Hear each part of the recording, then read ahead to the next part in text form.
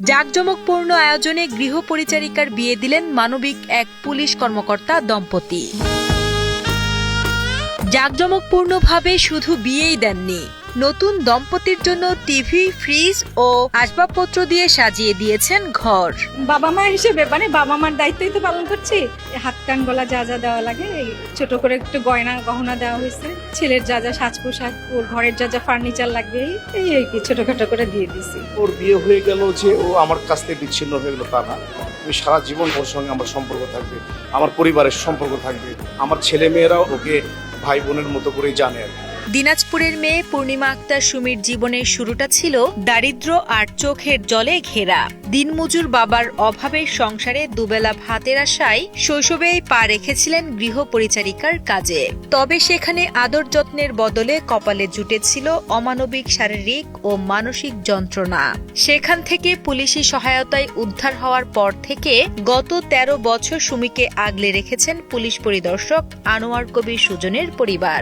তারা শুধু আশ্রয় দেননি, সুমিকে দিয়েছেন পিতৃস্নেহ, সুশিক্ষা আর সম্মানের সাথে মাথা উঁচু করে বাঁচার স্বপ্ন।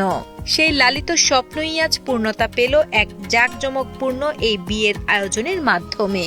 আমি 10 বছর ছিলাম, ভালোই ছিলাম। মামা মামি যেখানে যাইতো আমাকে নিয়ে যাইতো, নিজের মেয়ের মতো করে রাখছিলাম। কখনো বুঝতেই দেয় নাই যে আমি পরিবারকে ছাড়া ছিল, নিজেরই ছিল সবাই। ও আসলে 10 বছর বয়স থেকে আমার কাছে আছে, একদম ছোটবেলা থেকে। অনেক লক্ষ্মী একটা মেয়ে, ভালো। আমরা আমাদের মতো করেই ওকে বড় করছি। আমি যেভাবে আর কি যখন যেখানে যেতাম আমার সঙ্গে যেত। আমরা দেশের ভিতরে যত ট্যুর করছি সে সব সময় আমার সঙ্গে গেছে। ওর যখন 10 বছর বয়স তখন ও আমার পরিবারে সদস্য হিসাবে যুক্ত হয়। তো আমার ছেলে মেয়েদেরও ওই সময় ওইরকম বয়স ছিল। তো আমার ছেলে মেয়েদের সঙ্গে ও বেড়ে উঠছে আর কি। আমি ওকে আমার মেয়ের মতো করেই লালন পালন করছি। গাইবান্ধার এক অভিজাত রেস্টুরেন্টে করা হয় বিয়ের আয়োজন। বর তহিদুল ইসলাম পেশায় একজন চাকরিজীবী। স্থানীয় শিক্ষক, চিকিৎসক, পুলিশ কর্মকর্তা থেকে শুরু করে সমাজের বিশিষ্টজনদের উপস্থিতি ছিল সুমি তহিদুলের এই বিয়ের অনুষ্ঠানে। আসলে একটা মহতী কাজ। একজন মানুষ তার গৃহকর্মীকে যে সম্মান দেওয়ার জায়গাটা, এটা উদাহরণ হতে পারে।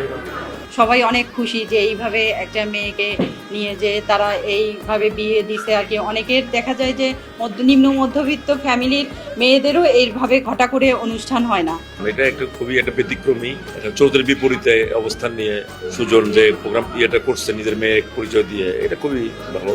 অনেক উচ্চ পর্যায়ের মানুষের মায়েরা অবহেলিত হয়ে মৃত্যুবরণ করে, সেই সময় অন্যের মেয়েকে নিজের পরিচয় দিয়ে, এবং সেইটা খুবই রেয়ার, ব্যতিক্রমী, এবং আমি এটাকে অভিনন্দন জানাই।